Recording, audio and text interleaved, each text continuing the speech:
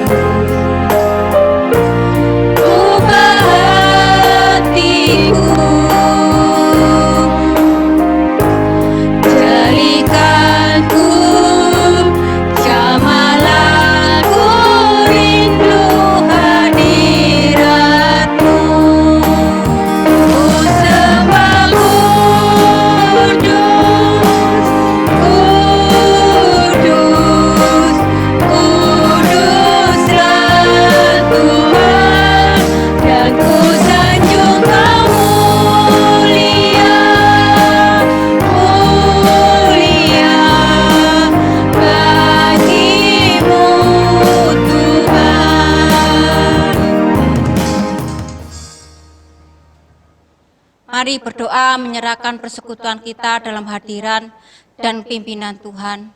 Mari kita berdoa. Ya Tuhan, Allah Bapa kami yang bertakhta di dalam kerajaan surga yang mulia. Tuhan Yesus, kami sujud menyembah-Mu. Kami sujud meninggikan nama-Mu. Tuhan, kami mengucap syukur ya Tuhan, karena kasih-Mu Tuhan, Kau telah berkati kami kesembuhan, kesehatan, kekuatan. Itu adalah anugerah yang terbesar yang Tuhan berikan dalam hidup kami. Tuhan, kami mengucap syukur dan terima kasih. Di dalam pandemi ini Tuhan, Engkau selalu memberi kekuatan kami untuk tetap beribadah Tuhan di dalam EBS ini ya Tuhan. Sehingga anak-anak-Mu ya Tuhan yang di rumah bisa bersatu hati untuk berdoa, memuji dan muliakan nama-Mu dan mengagungkan nama-Mu. Tuhan, kuduskanlah ibadah ini ya Tuhan, sehingga awal hingga akhirnya bisa berjalan dengan lancar. Itu karena semua karena pertolongan-Mu Tuhan. Tuhan, pegang tangan kami, Kau beri kekuatan kami Tuhan, untuk saling selalu setia di dalam hadirat-Mu Tuhan. Tuhan, kuserahkan ibadah ini hanya di dalam tangan kuasa-Mu, hanya di dalam nama Tuhan Yesus kami berdoa. Amin. Biarlah roh-Mu menyala-nyala dan layanilah Tuhan. Kiranya oleh kuasa Roh Kudus semangat kita mengasihi Tuhan tidak kendur. Semangat kesetiaan kita melayani tidak menjadi padam. Kuasa Roh Suci membakar semangat hati kita untuk menjadi saksinya. Kasih dari Kalvari menggerakkan cinta kita mengasihi jiwa-jiwa yang terhilang. Nyanyikan pujian, api Roh Suci dan janganlah lelah.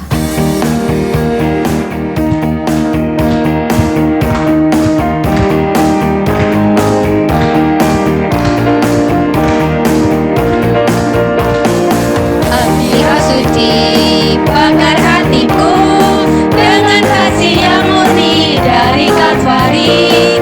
Roh Pentakosta, giat bagi nama-Mu. Api Roh Suci bakar hatiku. Api Roh Suci bakar hatiku dengan kasih yang murni dari Kalvari. Roh Pentakosta, giat bagi nama-Mu. Api Roh Suci bakar hatiku. Lelah bekerja di ladangnya Tuhan, Roh Kudus yang beri kekuatan, yang mengajar dan menopang. Tiada lelah bekerja bersama-Mu Tuhan, yang selalu mencukupkan akan segalanya.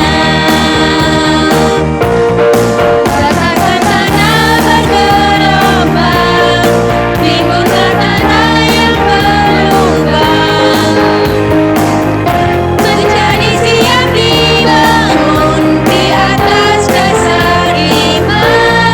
Rasakan tanah yang bergelombang, timbulkan tanah yang berlubang, menjadi siap dibangun di atas dasar iman.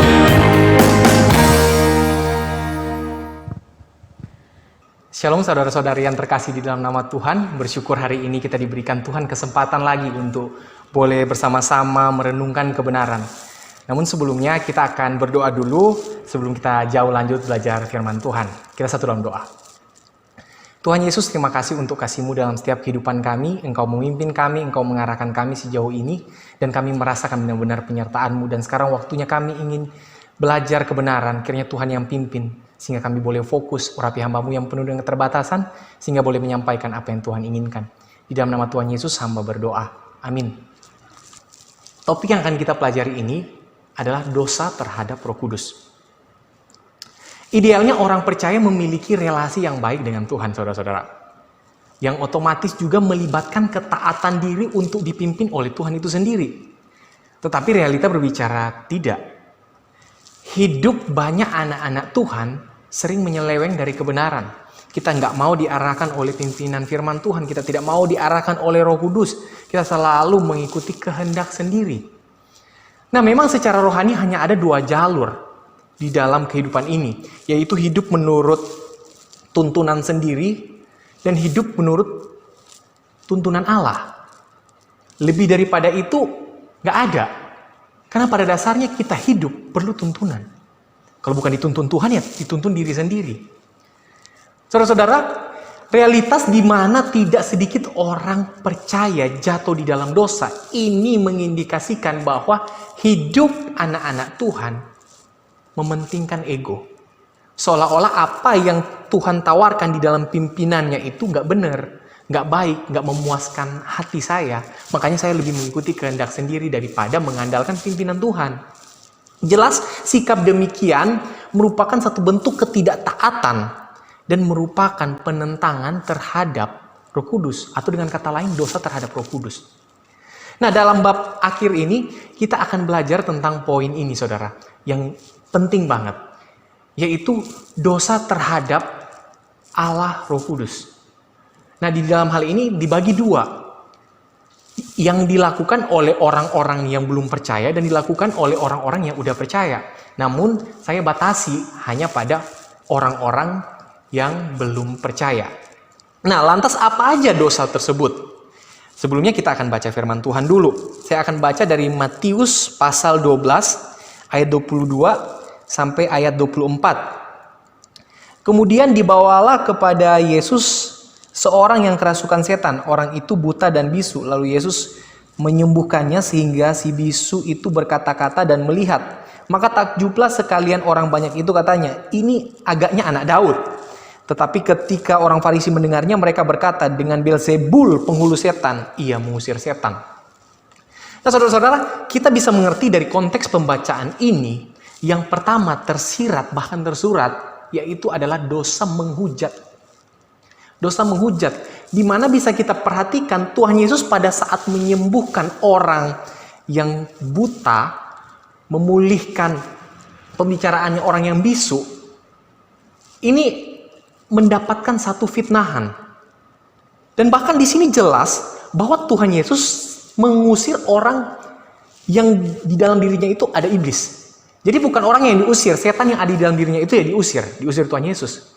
Tapi dalam hal ini karena Tuhan Yesus dipuji oleh khalayak ramai karena dia melakukan hal demikian, bahkan disanjung dan diidentikan dengan dia agaknya anak Daud. Di situ orang-orang langsung mulai menyadari bahwa apa yang dilakukan Tuhan Yesus itu sepanjang perjalanan pelayanannya yang dilihat orang-orang sudah menandakan bahwa ciri-ciri Mesias ada pada dirinya, makanya diterakan anak Daud. Tetapi orang Farisi di dalam kondisi sentimen dan iri menganggap bahwa apa yang dilakukan Tuhan Yesus itu merupakan satu tindakan iblis. Padahal mereka sadar benar kok, Tuhan Yesus itu di dalam pelayanannya, Tuhan Yesus sangat-sangat saleh. Sangat-sangat saleh dan tidak menentang hukum Taurat. Dia menunjukkan teladan hidup yang benar. Tetapi yang dia tentang selalu yang berhubungan dengan Taurat adalah penganut agama-agama Yahudi yang menekankan nilai-nilai Taurat, tapi tidak ada satupun yang mereka lakukan. Mereka hanya melakukan tuntutan-tuntutan yang hanya mencelakakan orang lain, tapi yang enak bagi mereka itu yang mereka jalanin. Dan inilah yang sering Tuhan Yesus tentang, makanya mereka sentimen dengan Tuhan Yesus. Sampai mereka mengeluarkan Tuhan Yesus memakai kuasa Beelzebul atau kuasa iblis. Nah, di situ akhirnya membuat satu gambaran penting bagi kita ya, khususnya di dunia nyata atau di dunia sekarang ini. Karena dulu juga itu dunia nyata. Di dunia sekarang ini, karena tak jarang saudara-saudara, ketika orang merasa tersaingi, orang akan selalu memiliki kemungkinan untuk menjelekan orang lain. Orang selalu memiliki kemungkinan untuk tidak mau mengakui kelebihan orang lain. Orang hanya mau mencari kelemahan orang lain sekalipun yang dia tunjukkan adalah benar. Karena sikap sentimen yang ada pada diri kita secara tidak langsung bukan hanya membawa kepada celaka orang lain, tetapi kita juga akan celaka. Karena jelas Tuhan Yesus di situ katakan dengan tegas bahwa mereka sedang menghujat Allah. Tapi mari kita lihat respon Tuhan Yesus, saudara-saudara. Tuhan Yesus merespon mereka dengan mengatakan, tidak mungkin setan mengusir setan. Saya harap saudara-saudara akan baca terus ayat-ayat ini untuk bisa lebih mengerti alur ceritanya. Nah, di sini saya akan ambil poin-poinnya aja berdasarkan teks ini. Di situ kita bisa lihat Tuhan Yesus merespon mereka dengan mengatakan apa? Tidak mungkin setan mengusir setan. Kerajaan setan pasti akan hancur kalau mereka saling menyerang atau saling mengusir. Karena logikanya, kalau kuasa setan sudah hancur dari dulu, kita ini nggak ada yang bakal jatuh dalam dosa. Karena apa? Setan udah berantakan kok, ngapain mereka mau gangguin kita lagi? Justru karena setan-setan itu solid sampai sekarang, mereka masih tetap kokoh, masih tetap kuat untuk berusaha menghancurkan hidup anak-anak Tuhan agar hidupnya jauh daripada perkenanan Tuhan. Dan inilah sikap, inilah keadaan iblis yang berupaya untuk menghancurkan anak-anak Tuhan. Nah, ini sama halnya juga terkadang ya. ketika kita merefleksikan kata-kata tentang gak mungkin setan ngusir setan itu seumpama juga dengan keadaan kita sekarang, saudara-saudara. Tidak sedikit kan anak-anak Tuhan, misalnya udah percaya Tuhan Yesus, tapi suatu ketika melihat saudaranya sakit dan tidak sembuh-sembuh, ke dokter nggak baik, didoakan nggak pulih juga, bawalah ke dukun. Karena menganggap si dukun A itu punya iblis yang kuat. Mungkin dia mampu mengusir iblis yang merasuki anak saya, atau saudara saya, atau siapa saya begitu. Nah, hal ini sebenarnya menunjukkan setan menang. Kenapa? Ketika anak Tuhan mulai mengalihkan iman percayanya yang daripada Tuhan itu dan mulai percaya kepada iblis bahwa iblis mampu memulihkan, di saat itulah iblis menang. Kenapa? Iblis bersuka cita karena dalam hal ini anak-anak Tuhan terkelabui. Jadi setan gak mungkin usir setan. Ketika misalnya ada setan A datang ke setan B, dia bukan berantem di situ. Bisa aja dia cuma bilang, lu pergi, sekarang kita menang nih. Ini udah ada korban satu, dia percaya ke saya. Nah, inilah yang sering terjadi di dalam dunia kita bermasyarakat sebagai warga jemaat Allah. Kita sering terjatuh di dalam dosa-dosa seperti ini karena ketidakpercayaan kita. Nah, saudara-saudara, dan secara spesifik, dosa penghujatan terhadap Roh Kudus ini bisa dimengerti sebagai sikap dan perilaku yang merupakan kekejian yang luar biasa di mana seorang dengan sengaja menolak untuk mengakui kebenaran. Menolak untuk mengakui karya Roh Kudus yang sudah terbukti secara tak terbantahkan keabsahannya. Karena yang jelas Tuhan Yesus pada waktu melakukan hal itu, gak mungkin dia menggunakan kuasa setan. Justru dia mengusir setan dengan tegas. Justru dia melakukan banyak karya-karya agung Allah yang hanya mungkin dilakukan oleh Allah sendiri. Tetapi mereka gak mau terima Yesus itu sebagai anak Allah. Karena mereka tahu, mereka akan tersaingi. Karena mereka tahu, mereka Mesias yang dijanjikan itu bukan dia. Sekalipun mereka udah sadar jelas bahwa ciri-ciri Mesias ada semua pada Kristus. Mereka nggak mau akui itu. Makanya mereka pada saat mulai menutup diri dengan luar biasa, dengan sentimen kebencian yang sangat, mereka akhirnya dapat menghujat Allah Roh yang bekerja melalui pemulihan-pemulihan keadaan orang yang tadi bisu dan buta itu dan kerasukan setan.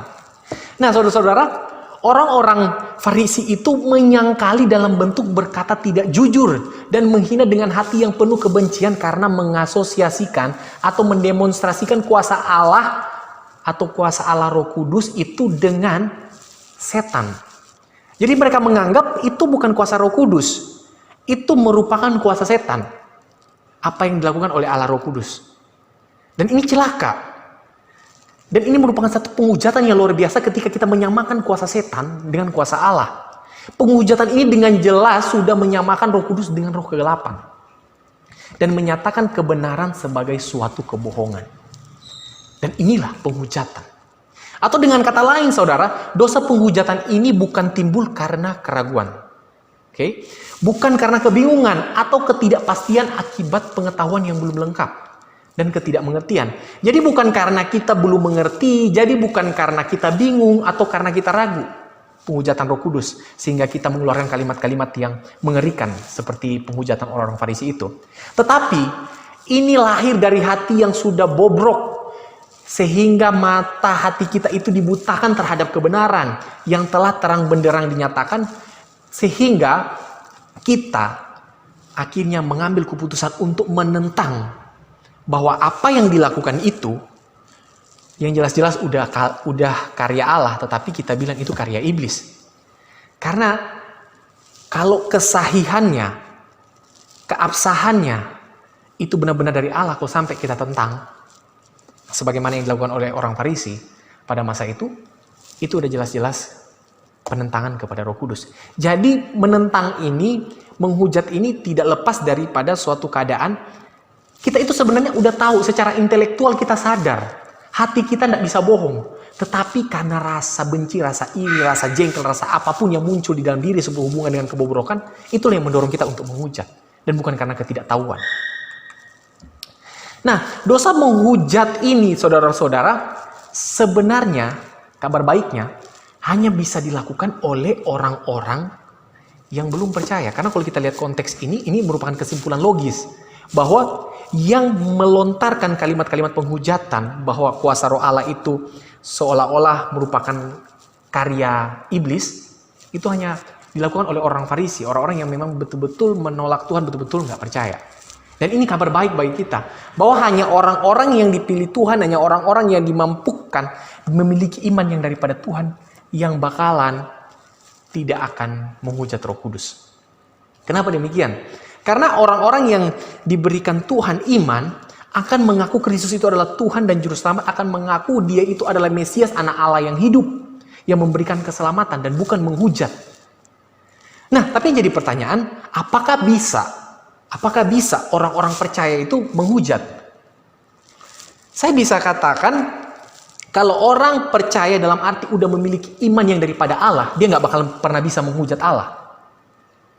Dan dia nggak bakalan bisa terhilang dari keselamatan. Tetapi yang bisa dari orang-orang Kristen untuk menghujat Allah hanyalah orang-orang yang belum betul-betul menerima Kristus sebagai Tuhan dan Juru Selamat. Karena kita harus sadar, tidak semua orang di dalam gereja itu memang betul-betul hatinya untuk Tuhan, telah percaya Kristus sebagai Tuhan dan Juru Selamat. Orang mungkin bisa aja menghafal katekisasi, menghafal materi-materi doktrin, tetapi belum tentu dia memiliki iman yang bergantung kepada Tuhan. Belum tentu. Sekali lagi, belum tentu. Iman hafalan tidak menjamin kita itu memiliki iman yang sungguh kepada Tuhan. Karena semua orang mampu menghafal. Tetapi iman yang sungguh kepada Tuhan akan memampukan kita untuk taat sekalipun kita harus jatuh bangun. Dan tidak akan mungkin membuat kita menghujat Roh Kudus. Nah, saudara-saudara, karena akan sangat tidak rasional begitu loh. Kalau orang yang sudah diampuni dosanya menjadi tidak terampuni karena menghujat Roh Kudus. Jadi, hal yang paling sederhana yang dapat kita mengerti bahwa yang dimaksud tidak akan pernah bisa diampuni yang menghujat Roh Kudus hanyalah bisa dilakukan oleh orang-orang yang belum percaya Tuhan.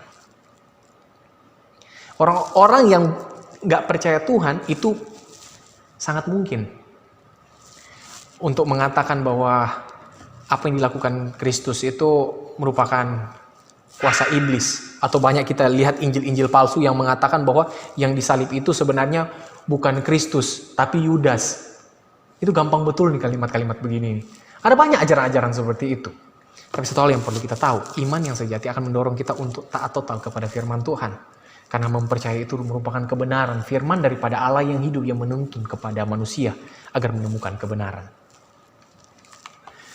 Nah, saudara-saudara, hal yang berikut merupakan hal yang paling celaka ya. Kenapa saya katakan hal yang paling celaka? Karena kalau kita berbicara tentang penentangan kepada Roh Kudus, jadi kita berbicara tentang suatu keadaan bahwa kita dengan sadar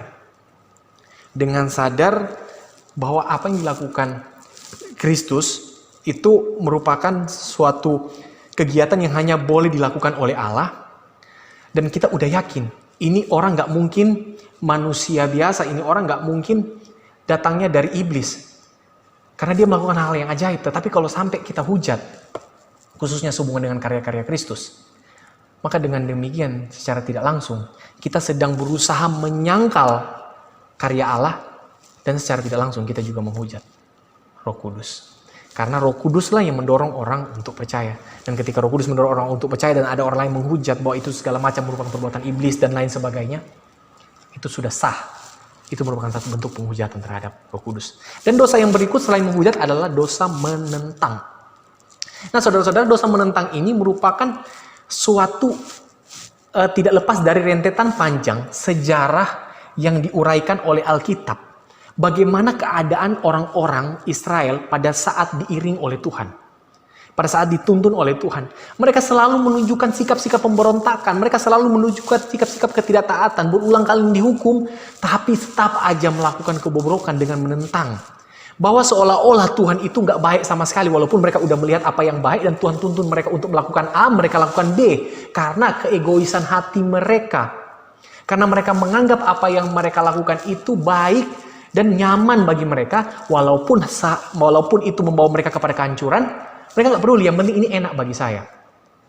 Dan mereka nggak mau melakukan apa yang benar sehubungan dengan apa yang Tuhan inginkan. Karena apa yang baik bagi mereka belum tentu benar. Tetapi apa yang Tuhan tuntun benar bagi mereka, karena mereka anggap mungkin sulit, ya lebih baik ikuti kehendak sendiri. Maka tak jarang mereka jatuh dalam dosa perzinahan, dosa kepada penyembahan berhala, dan lain sebagainya. Begitu banyak kecurangan yang terjadi, padahal mereka bangsa pilihan Allah. Jadi dalam hal ini bisa kita lihat dengan jelas Penentangan-penentangan itu udah mulai berlangsung sampai perjanjian baru. Dan sampai juga kepada zaman Stefanus, di mana Stefanus ketika dia bersaksi di hadapan orang-orang Yahudi dan pembesar-pembesar agama Yahudi di mahkamah agama itu, dia betul-betul sendiri, tapi dengan berani dia mengatakan kebenaran karena dia tahu, walaupun saya tidak didukung siapa-siapa yang ada di sini, tetapi saya berada di pihak Tuhan sehingga saya berani mengatakan kebenaran. Walaupun dia harus diperhadapkan dengan begitu banyak orang yang udah jengkel banget ke dia untuk melempar dia dengan batu. Dan ketika dia bersaksi, dia mengatakan apa yang seharusnya, dia mengatakan Injil kebenaran di dalam dalil-dalil pembelaan diri. Di situ orang-orang bukan menyambut dengan sukacita kabar baik ini. Orang-orang tidak menyambut dengan hati yang penuh antusias, tapi mereka sambut dengan lemparan batu. Dan itulah yang terjadi pada Stefanus. Makanya tak salah ketika Stefanus bilang, kalian ini memang dari awal sama dengan cara hidup nenek moyang kalian. Hanya hidup di dalam penentangan kepada Allah. Dan ini mendukakan Roh Kudus. Dan ini mengecewakan Roh Kudus yang menuntun. Karena udah jelas-jelas tuntun ke arah yang baik. Mau main ke tempat yang lebih buruk. Soalnya kita gambarkan seperti babi lah. Babi itu nggak mau di tempat yang bersih. Mau arahkan di tempat yang bersih pun dia lebih pilih ke tempat yang seperti berlumpur. Dan inilah keadaan orang-orang Israel. Dan sama aja dengan keadaan kita. Dituntun ke jalan yang baik, marah. Ditegur sedikit, tersinggung. Diapain sedikit, konflik. Pokoknya intinya sulit. Nggak ada kerendahan hati. Kita hidup di dalam tuntunan ego sendiri. Makanya tak jarang, sekalipun kita berada di dalam lingkungan gereja, tidak menjamin hidup kita itu ada terarah kepada Tuhan. Tidak menjamin diri kita itu sungguh-sungguh kepada Tuhan. Nah saudara-saudara, inilah sejarah kelam interaksi bangsa Israel itu dengan Allah di dalam perjanjian lama. Mereka begitu menentang Allah. Karena terus-menerus kita bisa lihat, di dalam perjalanan bangsa Israel selalu ada konflik. Konflik mereka itu dengan Allah. Dan ini sangat mengerikan. Makanya pada satu ketika mereka didatangkan kepada satu musibah, yaitu pembuangan. Itu final. Dan jangan sampai kita dapatkan hal yang seperti itu dulu baru kita boleh mau sadar. Jadi dalam hal ini Stefanus saudara-saudara memberikan satu kesimpulan bahwa penolakan yang terjadi baik di masa perjanjian lama maupun terhadap Kristus di masa perjanjian baru adalah bentuk perlawanan terhadap Roh Kudus. Ia mengatakan ya, hai orang-orang yang keras kepala dan yang tidak bersunat hati dan telinga, kamu selalu menentang Roh Kudus sama seperti nenek moyangmu. Demikian juga kamu.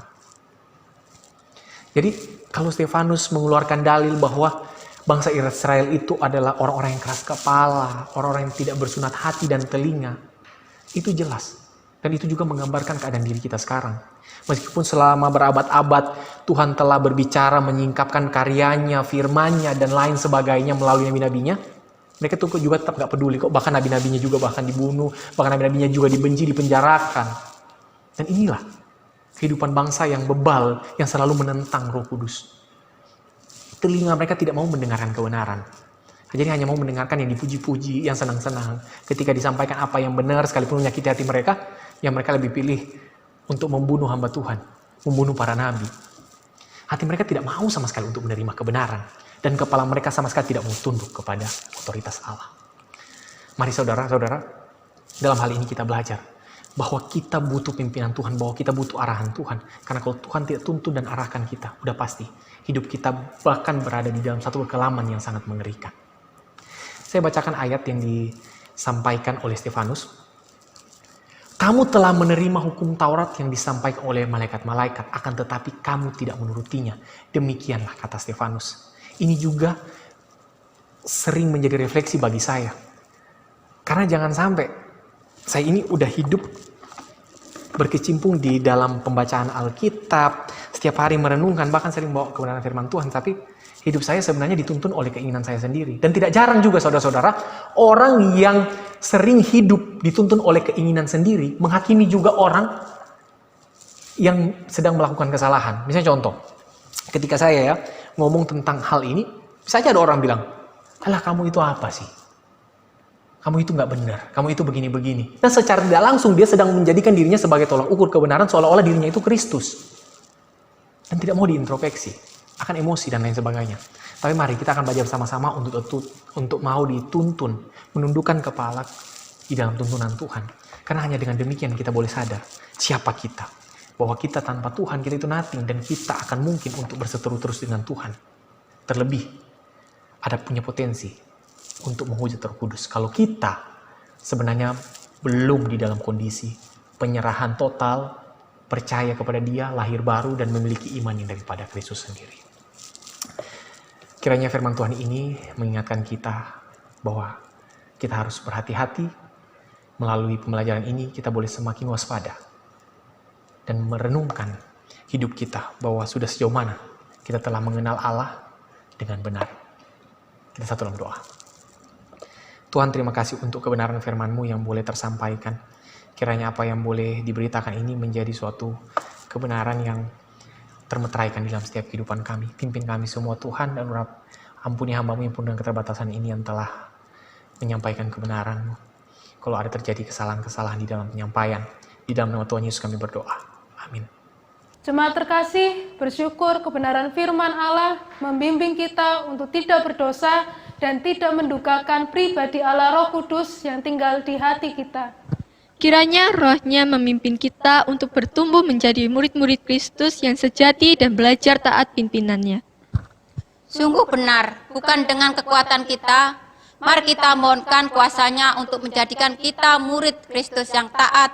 Nyanyikan pujian, Ku mau jadi murid Yesus.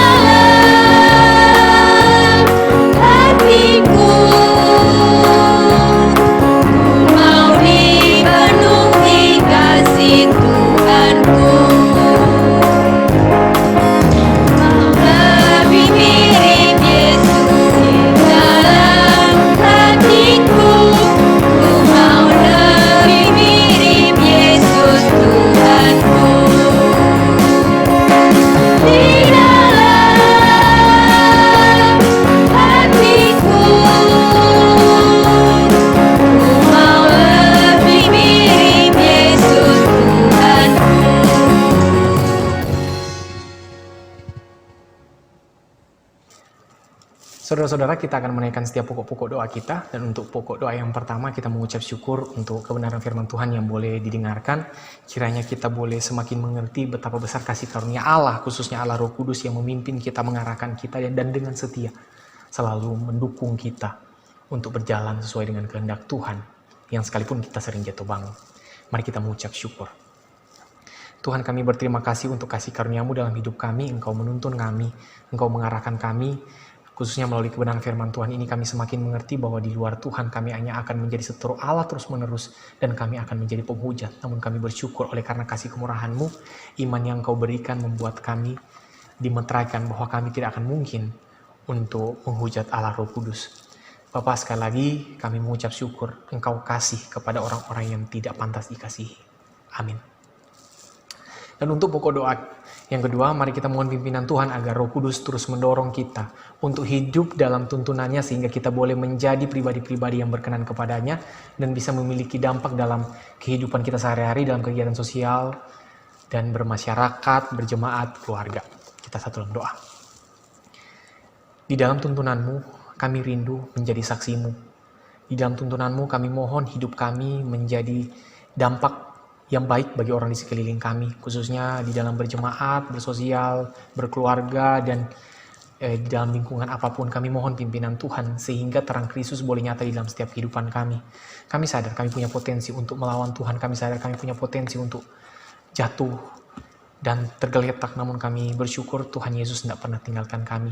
Dan sekarang kami berdoa kiranya Tuhan memimpin kami sehingga kami bisa hidup yang memiliki dampak dan orang-orang bisa memuliakan Allah oleh karena kasih karunia. Amin. Dan untuk pokok doa yang ketiga, kita berdoa bagi bangsa dan negara kita. Kiranya boleh terus di dalam pimpinan Tuhan dan para pemerintah diberikan hikmat bijaksana oleh Tuhan untuk dapat menangani setiap problematika yang terjadi di Indonesia ini, khususnya problem tentang COVID-19 yang sampai saat ini belum bisa terselesaikan. Mari kita mohon pimpinan Tuhan. Tuhan, kami mau serahkan juga pemerintah kami ke dalam tangan-Mu, pemerintah yang telah berjuang habis-habisan untuk melakukan apa yang baik bagi bangsa ini, namun tidak lepas mereka juga daripada kritikan-kritikan masyarakat. Tuhan, kami mohon berikan juga mereka kekuatan sehingga mereka tetap terus berjuang bersemangat di dalam menyelesaikan situasi-situasi sulit ini. Lebih daripada itu kami mohon hikmat yang daripada Tuhan sehingga mereka mampu mengambil langkah-langkah konkret untuk menyelesaikan setiap masalah ini. Kami mohon Tuhan tuntun mereka dan para petugas-petugas medis juga yang sedang berjuang. Tuhan berikan mereka kekuatan, kesehatan, lindungi juga keluarga mereka. Kami mohon Tuhan di dalam waktu-waktu dekat ini kalau bisa Tuhan berikan kami vaksin sehingga akan ada banyak orang yang boleh merasakan suatu pemulihan, khususnya mereka yang terjangkit COVID, dan kami juga boleh mendapatkan imun tubuh yang kebal daripada COVID ini, karena COVID menjadi bayang-bayang maut bagi kami, namun kami percaya di dalam Kristus kami ada ketenangan. Lebih daripada itu kami mohon bijaksana daripada Tuhan sehingga kami tidak meremehkan ini semua. Di dalam nama Tuhan Yesus kami berdoa. Amin. Dan untuk pokok doa yang terakhir, mari kita doakan saudara-saudari kita, khususnya jemaat kita di sini atau siapapun itu yang kita ingat namanya, khusus mereka yang sedang mengalami permasalahan hidup. Mari kita doakan mereka, kita sebut nama mereka, kita doa dalam hati. Secara hening, saya persilakan saudara-saudari sekalian berdoa.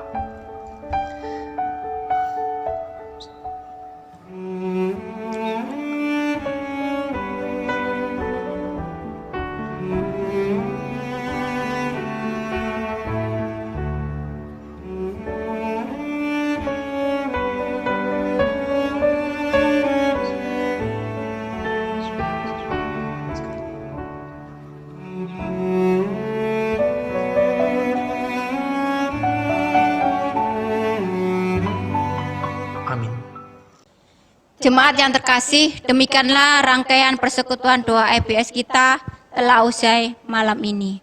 Kiranya kehadiran Tuhan, bimbingan firman-Nya, penyembahan, dan doa-doa kita dapat menumbuhkan kedewasaan iman kita untuk makin mengasihi Kristus.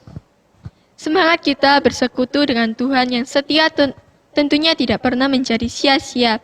Kristus sumber segala kebaikan memberkati kita. Akhirnya kami yang bertugas mengucapkan, Pimpinan Roh Kudus yang lahir barukan kita, menguduskan kita dan membimbing untuk hidup taat dan makin serupa Kristus. Amin.